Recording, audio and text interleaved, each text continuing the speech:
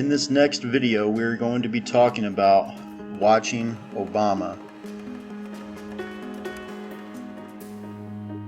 as he finishes his last days in office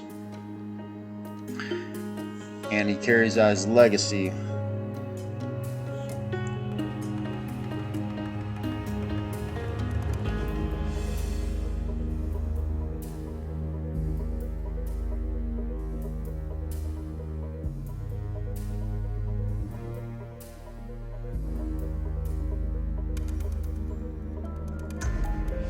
Right now, before Obama has left office, he has not vetoed the UN settlement agreement, which normally gets vetoed, and has put Israel in a bad situation, basically stabbing Israel in the back. He's also pulling out our military out of the Persian Gulf. And it seems to be like he's trying to cause more problems for President Trump as Trump comes on the scene to be president.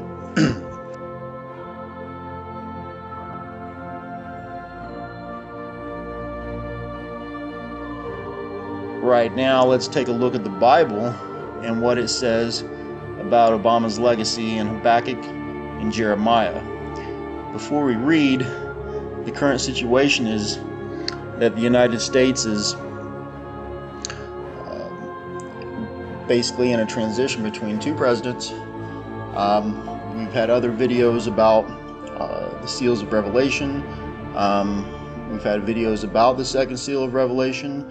We just want to take a closer look at Obama during this time. Habakkuk chapter 2 expresses a lot about an end-time leader of the Babylonians and gives a description of what to look for and what to watch for. So let's go ahead and take a look at Habakkuk chapter 2. Then the Lord replied, "Write down the revelation and make it plain on tablets so that a herald may run with it. For the revelation waits an appointed time. It speaks of the end and will not prove false. Though it linger, wait for it. It will certainly come and will not delay." So we've been watching for this a long time. We're anticipating it. We're waiting for it. The Bible says it will certainly come and not delay. See, the enemy is puffed up. His desires are not upright. But the righteous person will live by his faithfulness. Indeed, wine betrays him.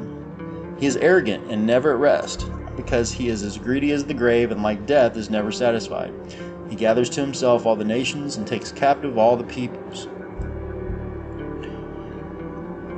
Will not all of them taunt him with ridicule and scorn, saying, "Woe to him who piles up stolen goods and makes himself wealthy by extortion"? How long must this go on? Will not your creditors suddenly arise? Will they not wake up and make you tremble?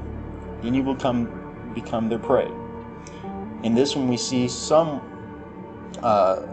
people taunting this person with ridicule and scorn. Apparently he's done something to cause a major problem in the world for everyone to taunt him. We can see his failure at the Iran nuclear deal. We know that Iran wants to attack the United States. They want to destroy the United States and Israel. Will not your creditors suddenly arise? Something will cause our creditors to rise up and make us tremble. This could be an economic collapse. Because you have plundered many nations, the people who are left will plunder you. You have shed human blood, you have destroyed lands and cities and everyone in them. Woe to him who builds his house by unjust gain, setting his nest on high to escape the clutches of ruin.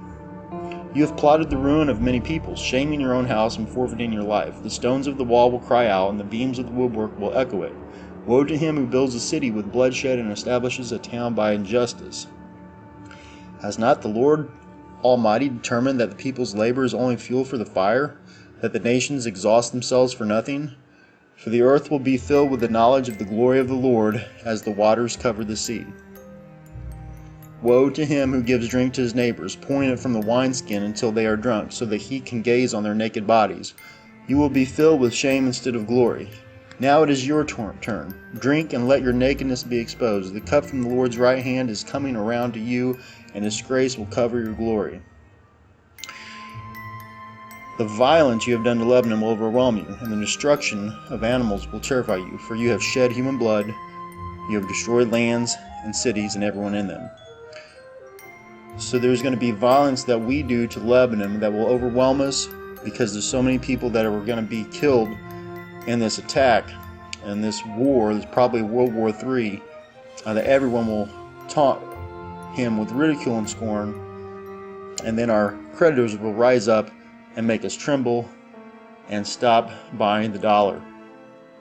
Let's take a look at Jeremiah 50:31 and 32.